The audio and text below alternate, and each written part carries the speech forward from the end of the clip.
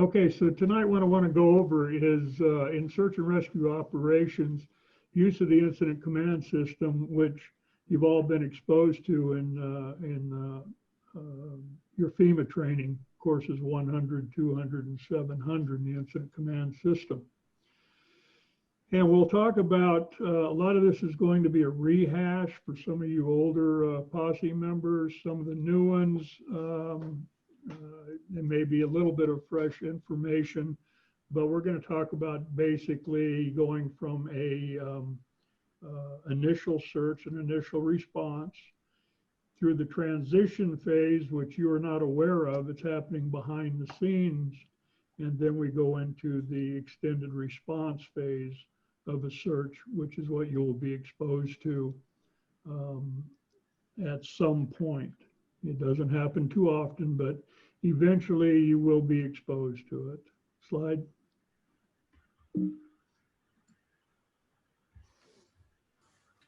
I'm assuming that's the second slide. Okay. So we're talking about, yeah, okay, the YCSO, the chain of command, and the SAR resources that are available to them. And of course, searches are conducted by the Sheriff's Department under Arizona statutes. They have the authority for those searches and responsible for them, chain of custody of all documents and preparation of any legal defense that the sheriff may have as a result of the search that was conducted. We'll look at the search progression, your initial response, which you have been very active with this year, and the forms and tools that you will use during that initial response, which I'm sure you're familiar with. Then we'll go into the incident transition phase, where we're going to take all of that information from your search, your initial response, and create an incident action plan that will facilitate the extended response, which becomes much more complicated and uses a far more extensive suite of assets. Slide. There's a correction to this slide. The population now of Yavapai County is 239,869. That's an increase of almost 4% over last year. It composes 8,125 square miles, broken into 3 command areas, with Southern Command primarily controlled by the Wickenburg posse. However, the northern and eastern areas, as well as a lot of the southern, are done by the assets that are in Prescott and of course VSAR. Now, the big problem here is looking at this area.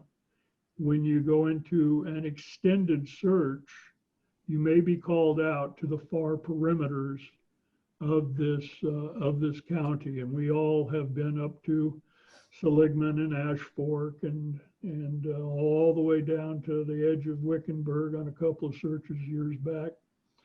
So you may be called out. There'd be extensive travel time and complications in getting assets out for multiple days when these searches occur. Slide. Okay, the YCSO chain of command consists of, click, the sheriff. At this time it's Scott Masher, soon to be Dave Rhodes. Next year, the chief deputy, of course, used to be Dave Rhodes. He retired in order to go into the election. Rich Martin and Brent Kimbrell make up the final piece of that segment. Click. The incident commander typically is one of the deputies, such as Adam, Matt, Heath. I believe there's another deputy assigned. I don't know who that is yet. And there may be additional deputies as time goes by that are thrown in there to pick up the slack from these 3 individuals because they do get burnt out. Click. Steve, can I make a correction? Yeah. This is Dee. just that Brent Kimbrell is no longer the sergeant, he's the lieutenant. So Sergeant Marv Klein is actually our lead guy. Okay. And that's why I'm the redheaded stepchild. So we'll make the correction on the slide. Thank you.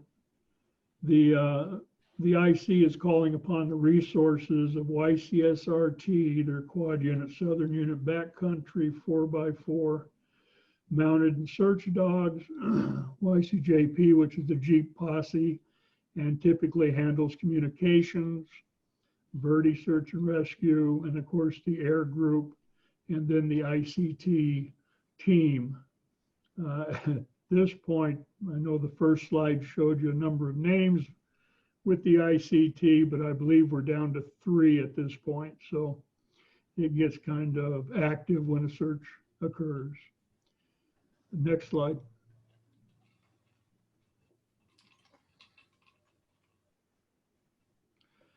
Okay, so in the initial response, that's the formalized name. We've often called it the hasty search. And the hasty search only implies that we speedily, quickly get out to the location and attempt to locate the subject using proven search techniques with qualified searchers. It does not mean it is a haphazard or an incomplete type search. Formally, it's known as a route and location because you may know where the subject may or may not have started or was last seen, what route they may have taken, and where they could possibly be located within a specific time period. Should you go beyond the 24-hour time period, and it's the IC's call on the location, we may go into an extended response. Now, the extended response could continue the route and location search if we think that the subject is mobile. If we believe he's gone to ground, then it becomes an area search, and that's where it becomes a little more complex, and we have to use some statistical programs to give us a better idea of where to look for the subject. Slide. You should all be familiar with the terminology that's used in your FEMA courses. You have an incident commander for search. You got the place last seen, the PLS, the LKP, the last known position of the subject if they weren't seen. The initial planning point, which is typically wherever the subject has walked away from, is usually the PLS or LKP. The base may not be the initial planning point. Your lost person behavior, your probability of them being located within a specific area. Within that area, you have a probability of detection. Was it possible to find that subject given terrain, vegetation, weather, and so forth? The best example would be if you had a football field and a person was standing at one goal line and you were at the other goal line, your probability of detecting them is pretty much 100%. But if you took that same 100 yards and threw a bunch of trees, hills, mountains, gullies, cracks, and so forth in there, your probability of detection would start to decrease because there are more items for this subject to be hidden up in, thanks Al, or down below. And it becomes much more difficult to detect them. Always look up in the trees. We typically use a grid search pattern when you are out there looking for the subject, and that is developed by the individual posses within some constraints. There's a standard search pattern, purposeful wandering, and of course an evidence search where we're all on our hands and knees looking for little bits and pieces of what might have happened. Next slide. The symbols on the map, especially when ICT issues them, become very important that you understand what is where. Your initial planning point will always be a red X with a circle around it. Base will always be a B, and your incident command post will always be the hashed flag symbol.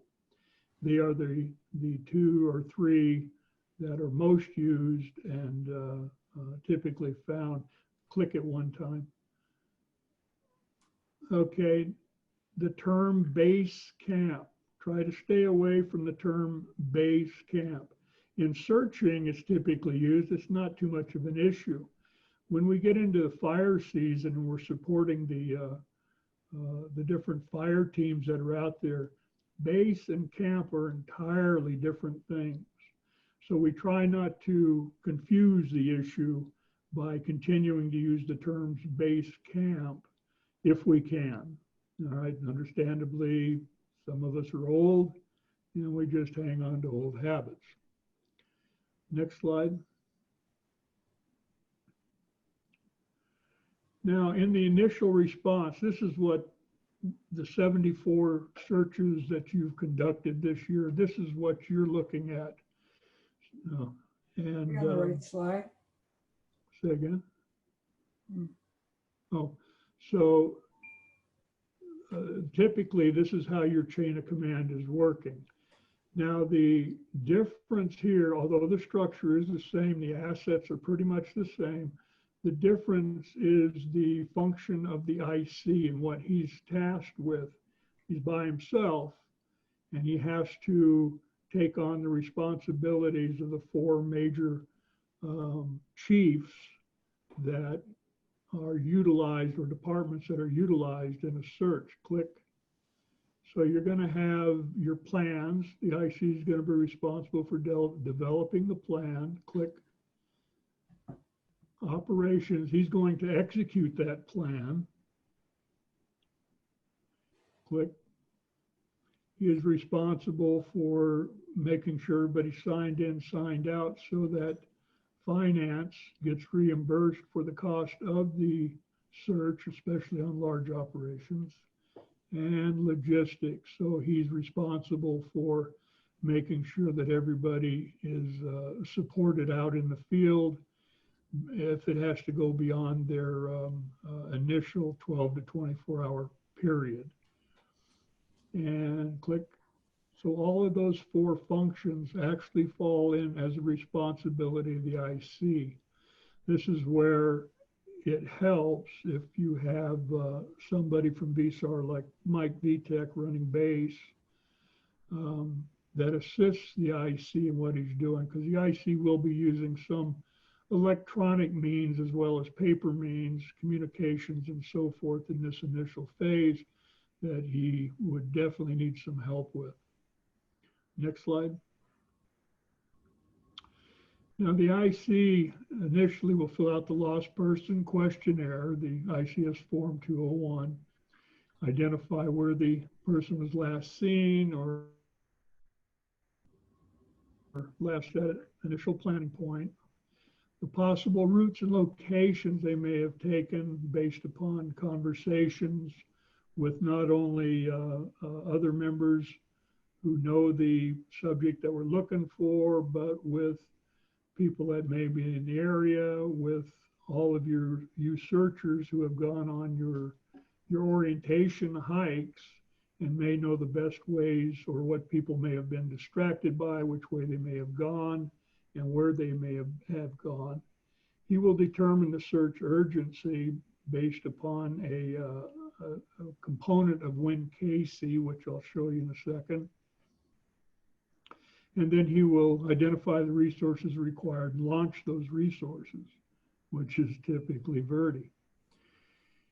He will document everything, log in, out all personnel. He'll prepare maps, or he'll send GPS maps electronically to you for the teams.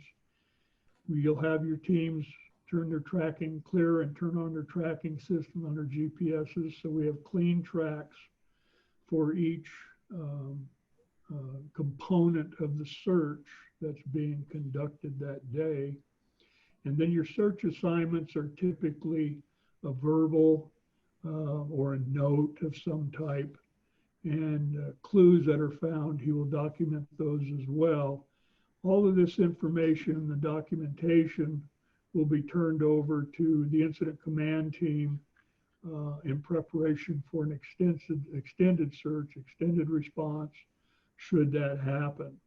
On your end, it's helpful if you download those GPS tracks, if the deputy is capable of doing it, or if you have an asset such as Mike VTech that can do it and get them into a GPX format so that we can import those later on into the ICT SAR TOPO program.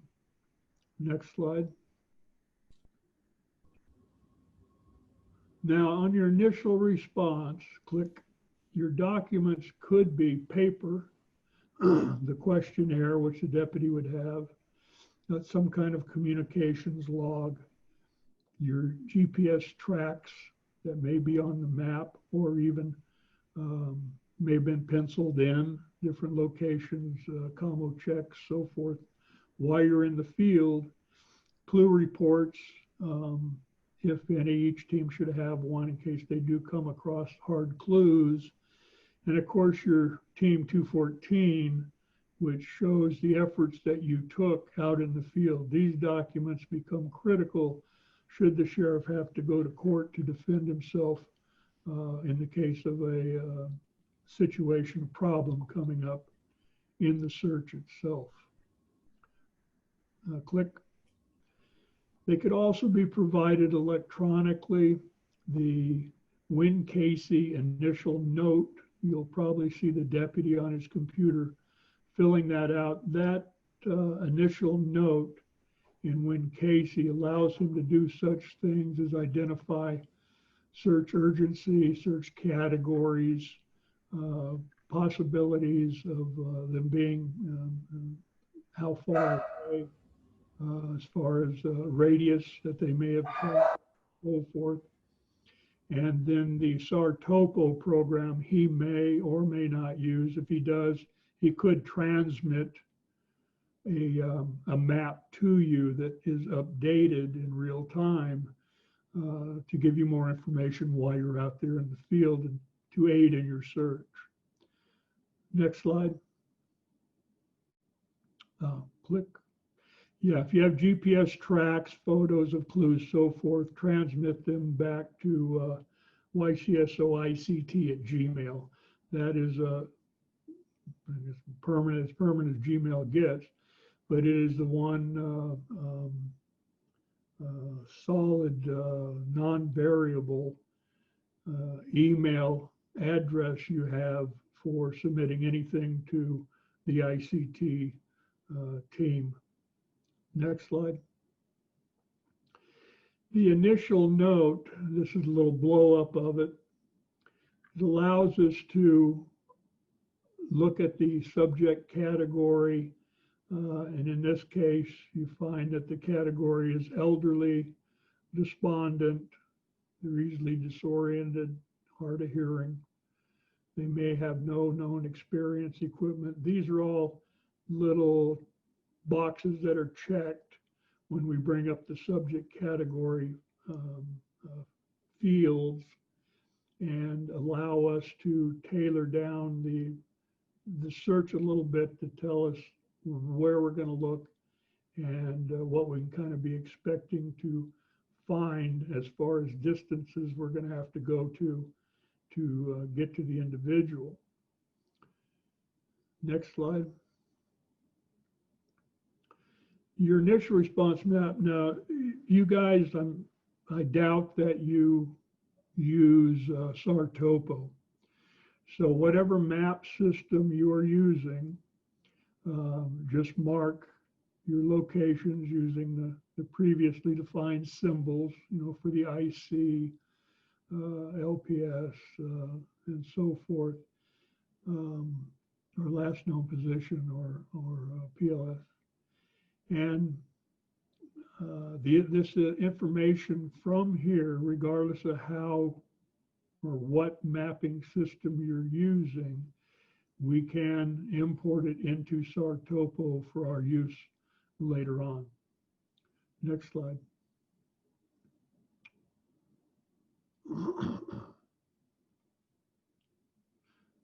There we go. Okay, the activity log, the 214, should always be utilized in the field to keep track of who's being sent out, where they're being sent, and what they've actually done. So this becomes, again, a legal document to show the extensiveness of the search. You can always put more information. More sheets is not a problem. Less information does become a problem. If we have nothing to show that anybody went out there, it could be an issue. So anytime you're out, please fill out a 214, 214, and make it as accurate as you possibly can. Next slide. Now, in the initial response, click. So you're going to fill out who the team is, who those team members are, at a minimum, who the leader was. And then click. Then you're going to fill it in with information such as when you left the base, if you found something like a mine that was not on your map, cattle tanks, you found no footprint activity. Try to input all of your coordinates for these different items. If you found a clue, send photos to base, make sure you document it so we know that you sent it, and we'll know that we got it, and we'll confirm that. If you lose communications, regain communications, we'll need to know that so that as we go into the extended search, we can map out using SAR-Topo where these dead spots are at, if we have to put in a repeater or something to assist with the communications, or even a relay at some point. Next slide. On your clue reports, click. You can fill out the clue report with a basic description of what you found, where it's at, as much information as you can give us, more is better. After you call it in, the IC could instruct you to collect it or disregard it. I believe you all probably have evidence supplies in your kits. So everything goes into either a plastic bag or something that does not allow you to contaminate it any more than is necessary. And if you're transmitting pictures, please note who took the pic or sent the pic and what date and time. Typically, they are part of the functions on telephones now with cameras on them. So it's not too much of an issue, not as much as it used to be. Next slide. All right, so the big question is, why all this paperwork? Well, you have increasing SAR incidents. Click. You do have some recurring SAR response mistakes that people are getting sued for. Click. You have a public perception that all rescues are successful. I mean, everybody knows you can remodel a house in an hour, and you can probably find a lost person within 30 minutes. You know, commercials withstanding there, but the public now is more aware of the government role in SAR. That becomes an issue. Click.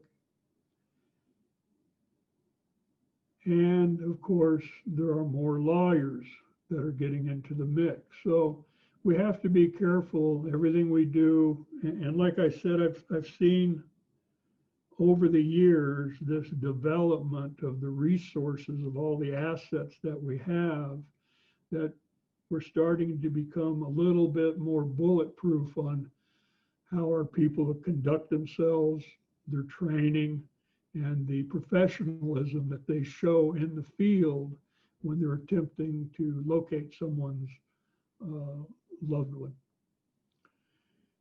Next slide. Okay, the response, we start into a transition out of the initial search, the initial phase. Next slide.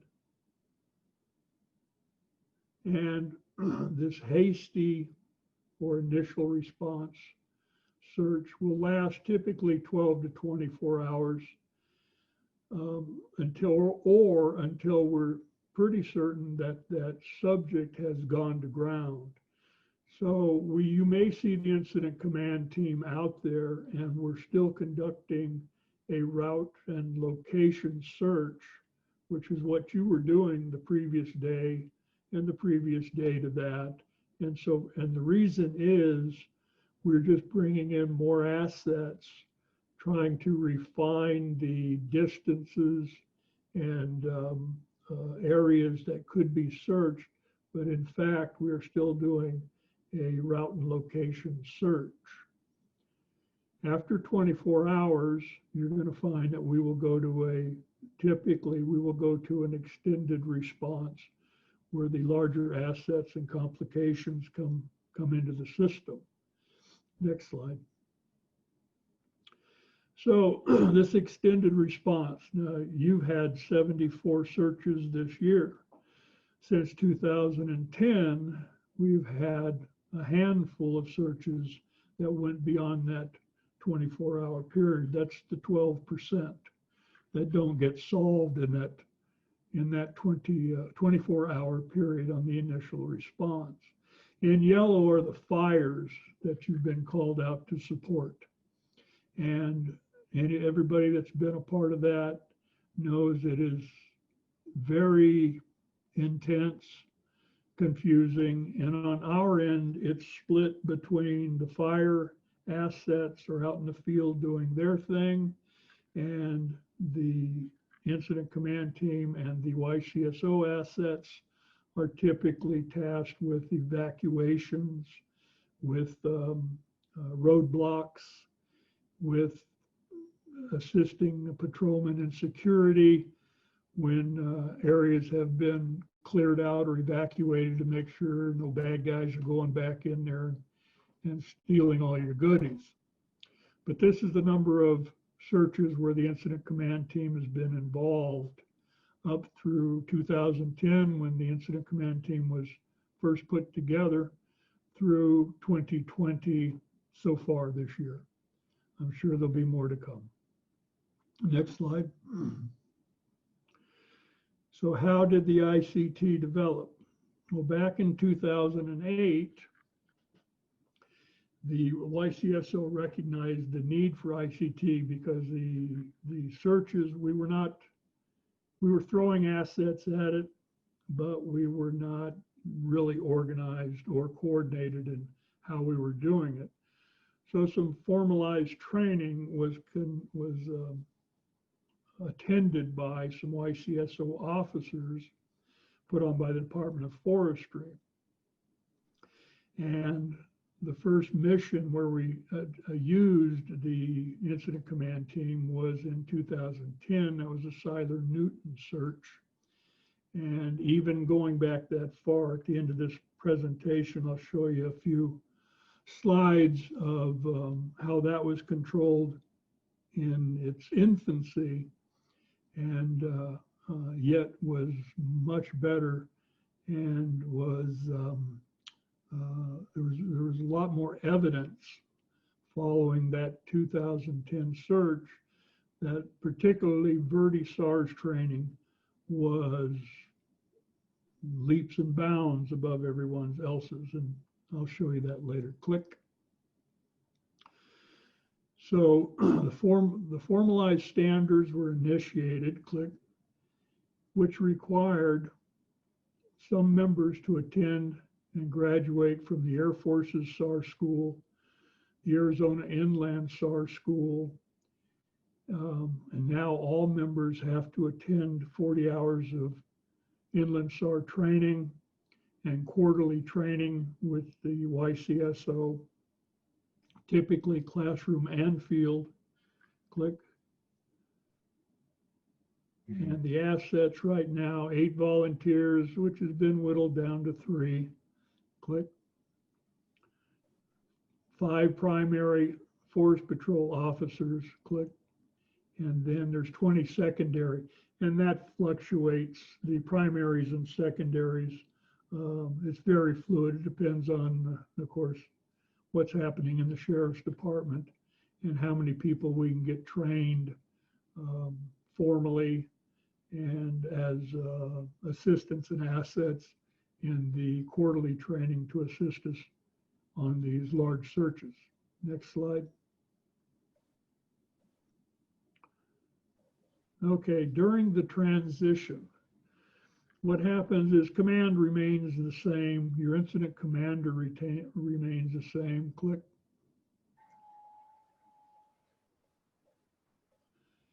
But we're adding in, as you know from FEMA, I think it's 200, 700, you're adding in the operations, plans, logistics, finance sections, and you will have assistants such as the public information officer, any liaisons the IC may need, and an assigned safety officer for the larger searches. Resources remain the same. Some will be added to the list.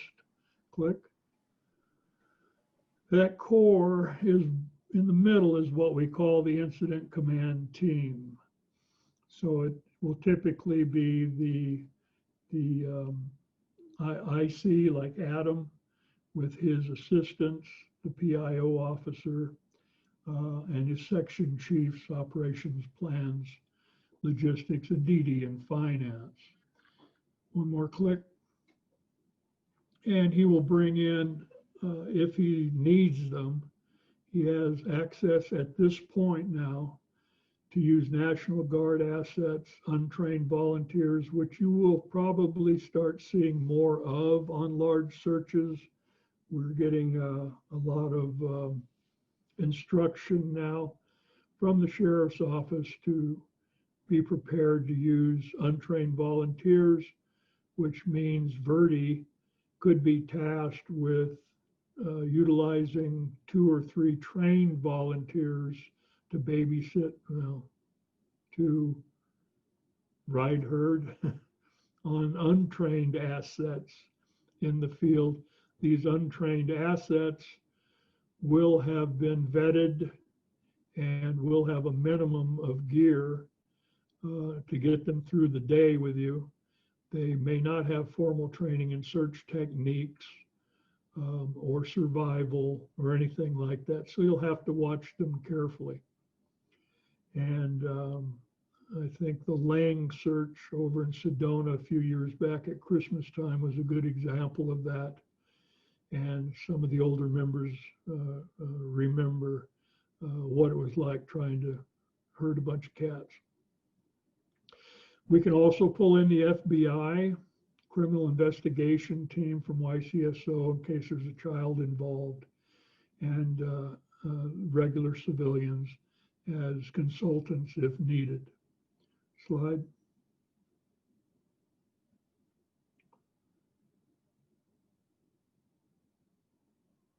Okay, now we're into the incident. This is part of the transition, the incident action plan. Click. So you have the initial response, which will go about 24 hours. There's usually a lot of paper records. There could be an initial note from Wincasey that the deputy would have begun, and the initial map, which perhaps VERDE had been using or any of the other teams. And it could be electronic, it could be paper. Click. We will take those documents and we will start into an incident action plan prep where we will segment a SAR topo map. We'll use what's called the Wincasey consensus, and then upon preparing it that far, we will know what resources we need, and we will start the resource notification to start the search. Click. That section in the middle there will continue on through 12-hour operational periods. So what you see on the right is called the planning P, and it gives the actions that we follow in the ICT uses to go from the initial response and then start to circle around every 12 hours in the P until we finally either located the subject or called search off. Next slide.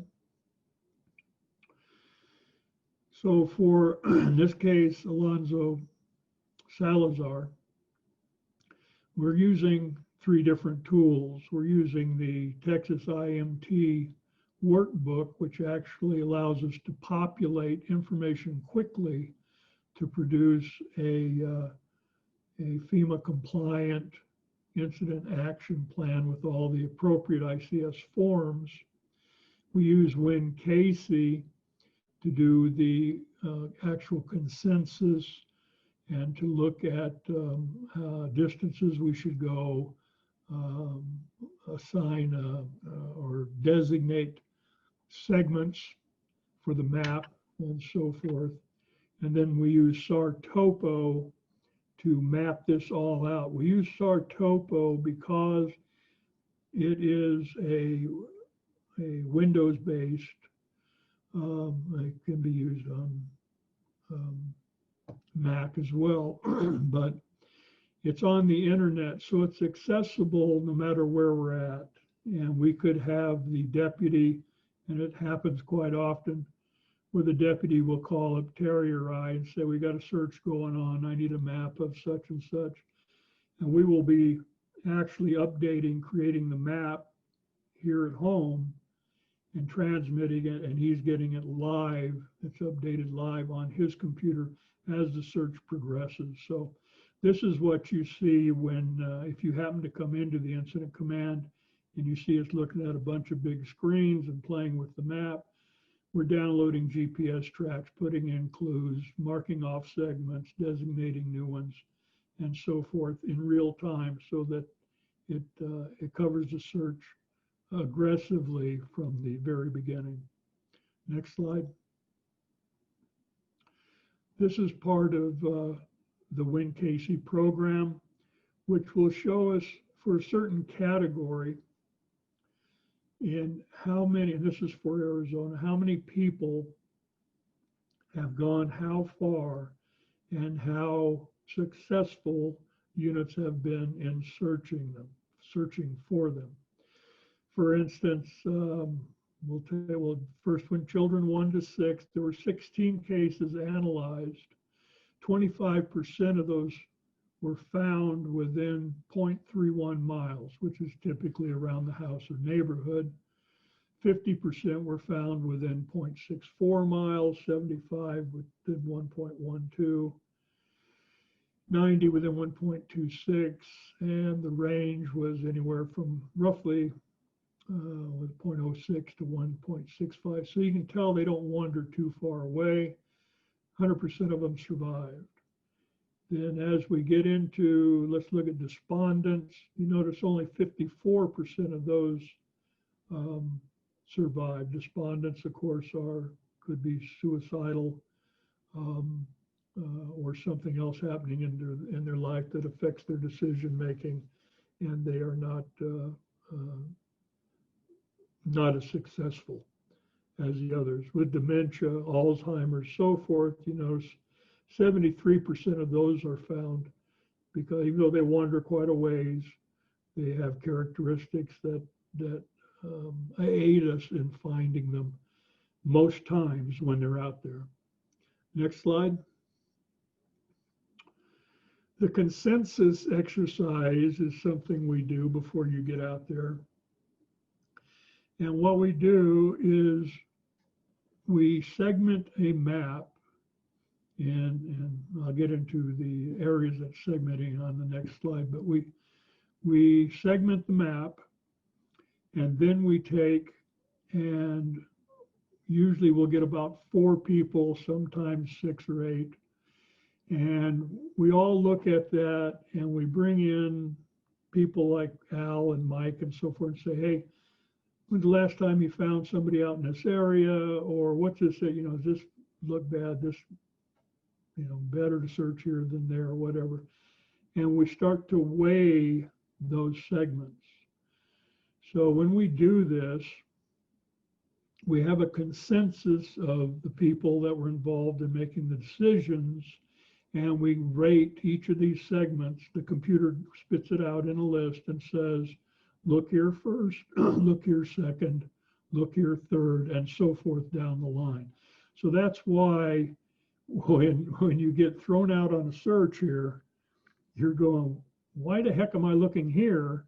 And that guy's looking over there and 2 miles away in a different area, and I'm looking over here. It gets jumbled around, and there is a rationale to it. There is a purpose to it.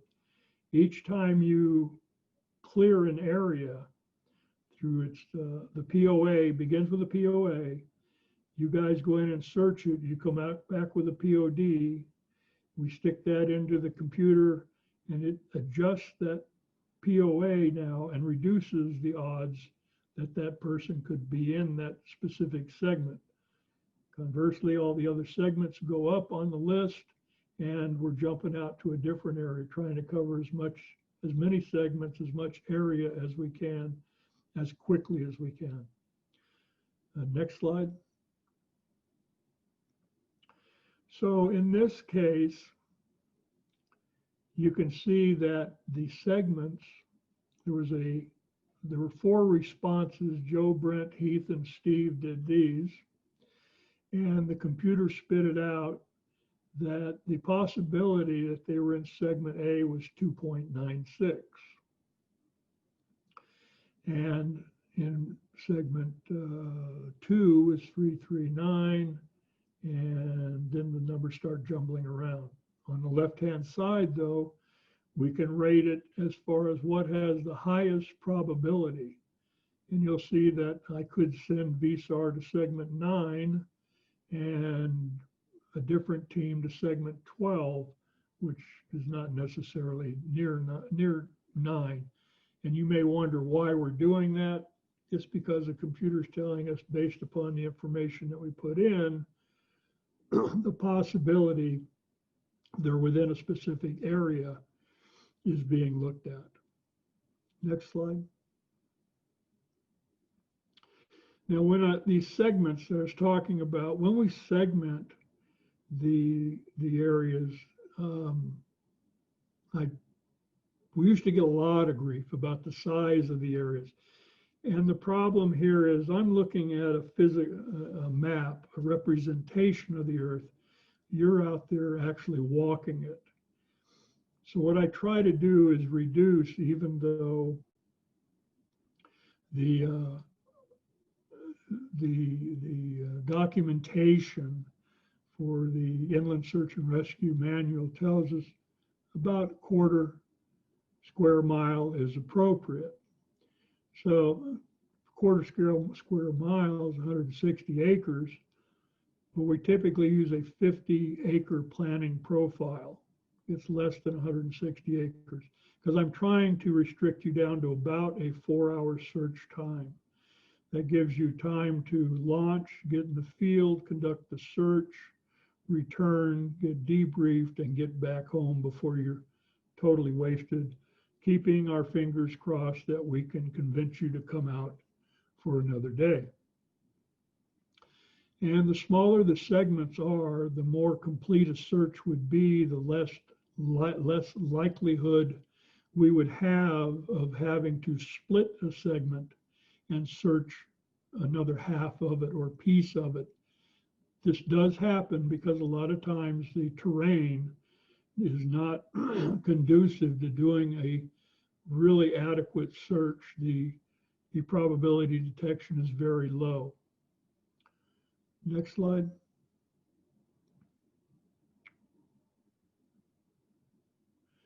Okay, again, the planning P. If you notice from the bottom is your initial response.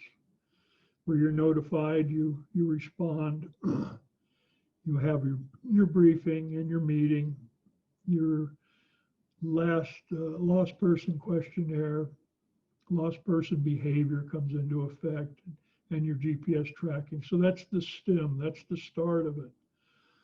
Once we've hit that part, we start into the circular component of the P, which is where the ICT comes together and conducts or produces the IAP, and daily within every 12-hour period. That's why it gets so hectic, and we ask you not to come into the incident command area, is everything that happens in that circle happens in 12 hours. The meeting, the prep, the tactics, the planning meeting, the IAP prep and the approval, the briefing.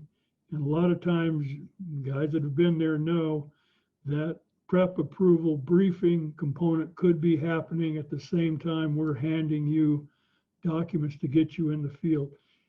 Now, in all fairness, what has sped things up, I've noticed quite a bit in the last couple of searches, has helped considerably, is we've been able to transmit electronically maps with these segments on them and the documents that we need for you to initially start, so that when you get out to the field, you're logging in now, you have documents in your hand, we can make corrections too, and then we can launch you almost immediately. I'm pretty sure everyone will agree that it's gone smoother in the past couple of big searches than it did years before.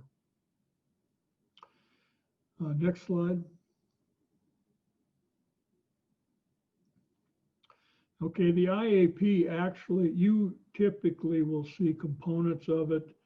A lot of times we will give the team leader a complete IAP, which will have all of the ICS forms in it, for all the way from the 202, the objectives, organizational list, division assignments, communications plan, and so forth. The critical ones for you would be the objectives, the radio communications plan and communications list, medical plan, safety, your resource status if you change, your check-in list, your general message, and of course your 214, your activity log. Next.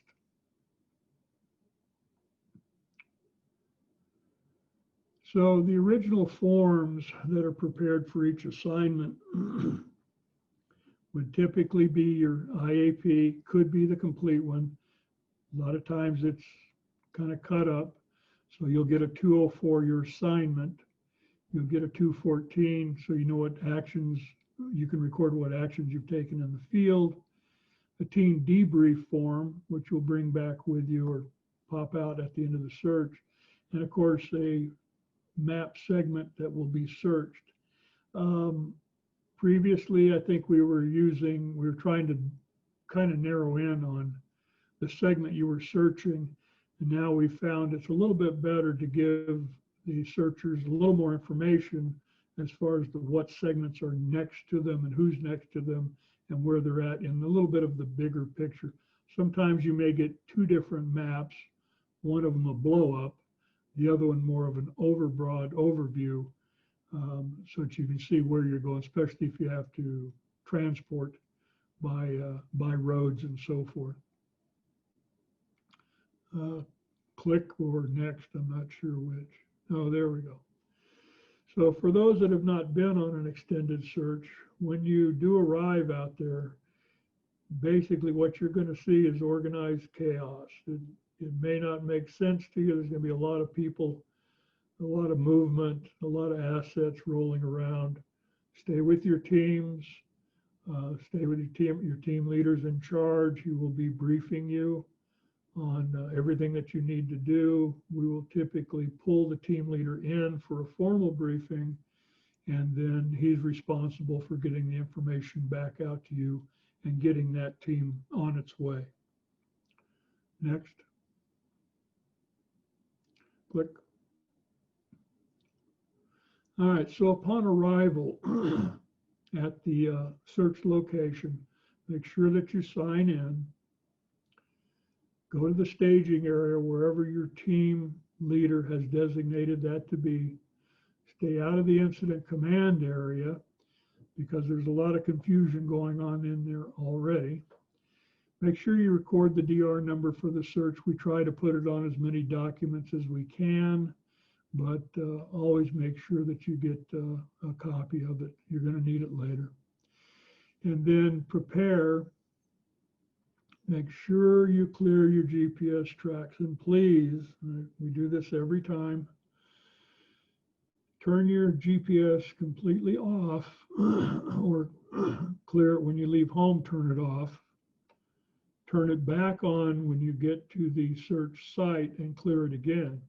If you do not, if you happen to turn it on, off, and then turn it back on at the site, what you see on your GPS track is what we call a stringer. So it will show that you're in Sedona, and then I get a big, long, straight line that takes off all the way to, let's say, Ash Fork, where the search is at. And then you turn it back on, and now I see you walking around out there. Well, it just takes time to go through and blow that all up and delete specific little stringers out there so that we have a clean map that can be presented to the sheriff and to the legal authorities if need be. Click. During your assignment, again, stay out of the incident command area. Click. Your team leaders will receive their assignments. They'll brief the teams. Click.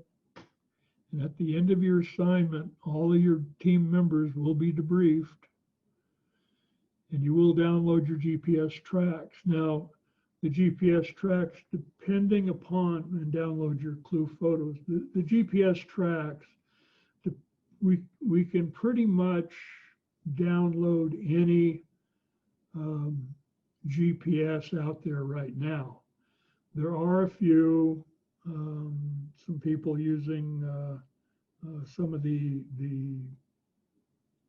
laptop or iPad type systems and so forth, may have to save their tracks and transmit them to us again at YCSOICT@gmail.com. And in that case, we can download those and get them onto the map fairly quickly. I think the largest delay we've ever had in that method could be the couple hours it takes somebody to drive back home and download it to the computer and send it to us. So it's not a showstopper, and it can be overcome.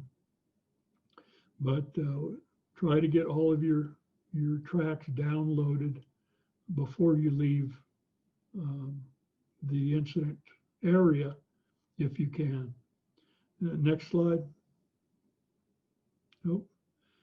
At the end of the assignment, when you're released by the team leader, let the situation unit know if and when you're able to return. And sign out, please sign out. Dee Dee gets really upset if you don't sign in, you don't sign out. And I'm the one that takes the hit for it. So your team assignment on your 204, again, this reverts back to a previous slide. Make sure that you list the team leader and all the members. The search techniques are left to the team. You use whatever you think is appropriate for the terrain and the area, the segment that you are searching. You should conduct critical spacing exercise at the beginning of your search. I'm sure you all know how to do that. If not, Al will be glad to teach you. And then block 7, we will throw down in there any special instructions, safety messages, so forth. At the bottom of the form, you will see communications that are in effect at the time on the day that you are searching. If there's any changes on the following day, they will be reflected on the 204 on your assignment. Next slide. Okay, for an extended search, this is just an example, and this is way back, I think, 2010, and it shows a difference between a grid search up at the top that was conducted, purposeful wandering, which was around the campground, there at Beaver Creek Campground, and then you'll see the mounted team. Now, you'll see a big difference between a person walking the ground, either grid or purposeful wandering, and a mounted team. And there is a significant amount of gap in that mounted team's search area. And curiously, the POD of the mounted teams always seems to be a little higher than the POD of a ground team when they present it to me. However, I take and look at on a debrief, I look at the information that's given by the team members and adjust that dependent upon the searcher's reliability, training, experience, and so forth. Some of the best PODs we get are from the old timers who seem to underestimate, which is fine. I plug that information into Wincasey. It chugs out the new segments to be searched, and it seems like it's a stronger case when those different areas start to move up and down the system, up and down the line, and more accurate PODs definitely assist us in determining where we're going to search next. Next slide. This is a blow up again of the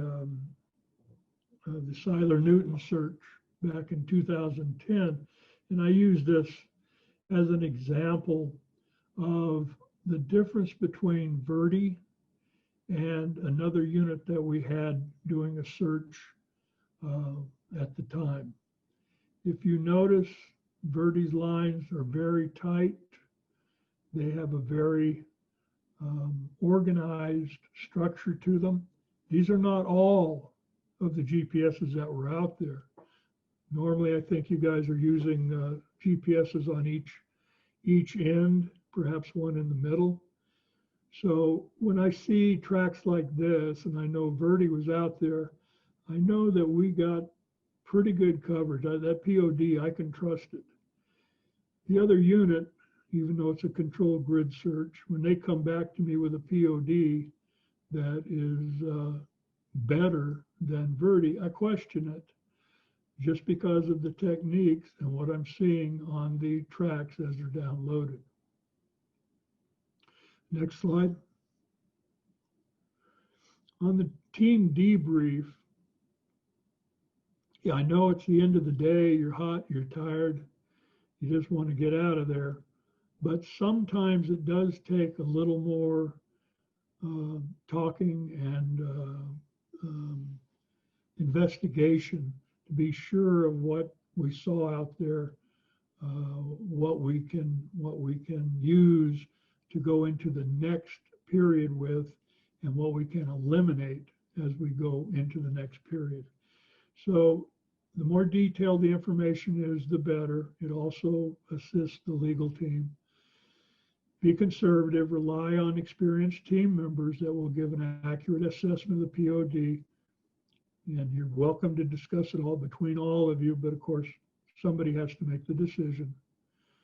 Don't rush to complete the assignment. Sometimes things will come back to you when you're sitting down with a debriefer. Sometimes the debriefs are fast. You know, it's wham, bam, thank you for what you've done, and we'll see you tomorrow. And sometimes it gets kind of sticky as to where exactly what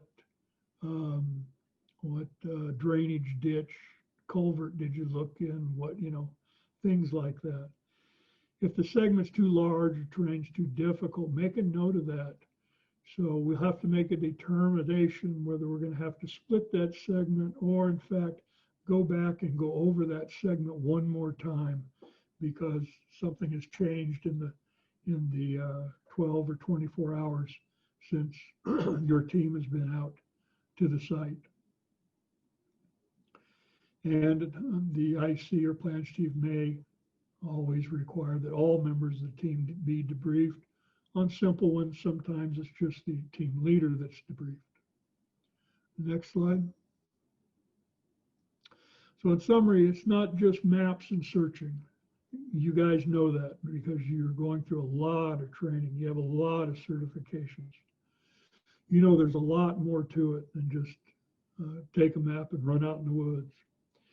The integration of this information has to come from the search team, the debriefs, all of the Wincasey recording, and that Wincasey program, once we start it, it continues on, and it does have a log in it that shows every keystroke, every change, every calculation that was made because it's a legal document. So all the information going in there helps to assist the legal team should anything happen.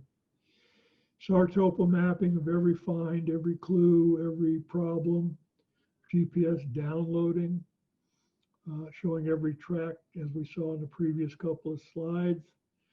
We use all that information to create the next operational period, IAP, and the assignments that you'll be given. Safety is always paramount. Never put the searcher in danger. Watch for yourselves first. We didn't put that person out there in the situation that they're in. Be careful out there. Always maintain your situational awareness. And any forms that you're given, please complete them and give accurate ICS forms and observations. More information is a lot better than less information. Next. All of the programs that we use in the Incident Command are available online. SAR topo specifically for search and rescue. You can go to caltopo.com and use it for, and I know like Mike Vitek has been to the class. Some other people may have been to the class. Please use caltopo.com, get used to it. It is a very intense program. If once we get off of this coronavirus fiasco, if we need to give a training seminar, both Terry Cook, well, Terry, Joe, and I, all three of us can give you a class on CalTOP and how to use it. It is involved. It does take at least a day, sometimes a couple of days, so it's 8 to 16-hour block of instruction. Wincasey, the only portion of that you would probably be involved with is the initial note. It is very helpful, worth looking at.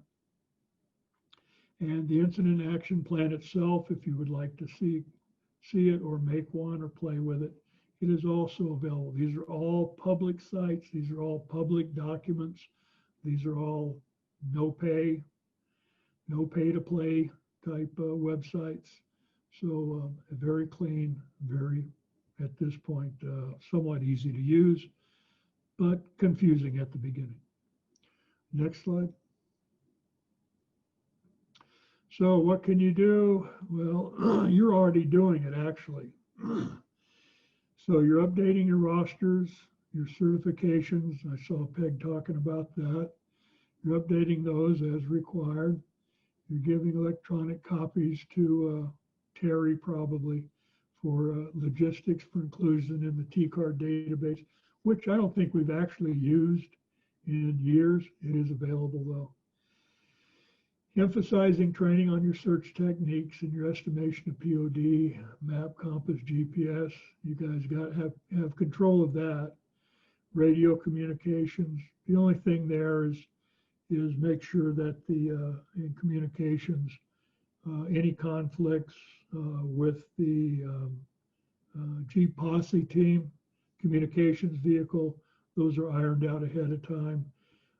Be able to, if you have to, be able to switch back and forth between your actual frequencies and your channels, so that if you go out on a larger search like fire, for instance, and they require you to be on a specific frequency, it may not be a channel, or may be difficult to search as a channel. At least know how to put frequencies as well as channels into your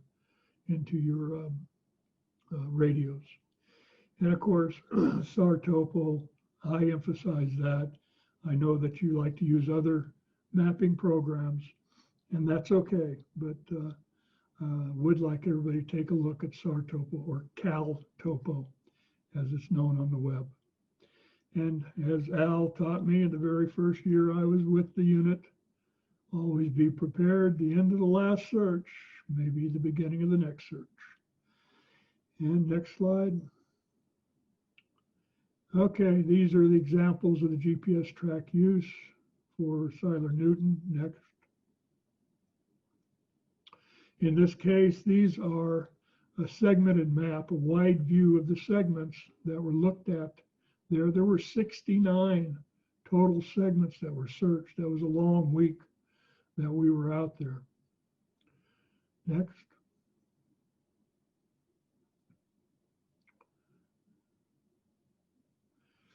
Now, in this case, this is a different map program that we used back then. So here, I put all of these maps together to show you. There were 51 calculated segments. There were 18 pools, or in the waterway, that were defined as segments, because remember, in water, you have to look above, in, and below, and you have cutouts and so forth. So pools, they all get defined as segments.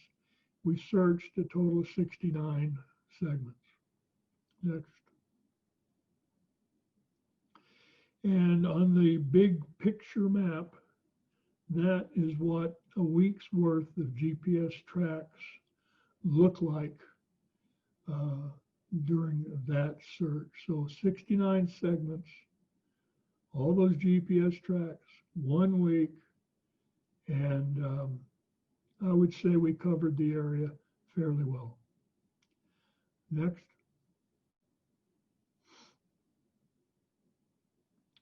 This is another blow-up of the VCR controlled grid search. Again, tight lines, tight turnarounds, specific area being looked at. It was outstanding. Next. I guess I'm done. Yeah, that's it. Well, thank you all for listening. I see we still have 3 participants. So that's pretty good. Hopefully I didn't bore you too much. Okay. And, just so you know, there's 31 participants, the same number as you started with. So you, okay. Well, thank you for listening to me. I appreciate it. Thank you for the presentation, Steve. It was great. Not a problem. Great to see you. We'll have to do this sometime we can actually see each other. Hey, Steve, that was an excellent overview of ICT, process and functions. I've been fortunate enough to be on a couple of these, and even though I've been on some, I learned a lot more from your presentation about why those things happened that I saw. So even That's usually the confusing part. You think we're just throwing stuff at you to throw things at you, but behind the scenes, there's quite a bit going on to get it to a point where I don't have searchers yelling at me because we're not prepared. So it's getting better. Go ahead. Just so you know, Tim, if it's an ICT search and they want us there at 7 o'clock, Steve is usually there at 3 o'clock in the morning, getting everything all set up for us. So he puts in some awful long days so that we only spend 10 or 15 minutes at base before we leave. Yeah. Well, that's why I make the big bucks, you know.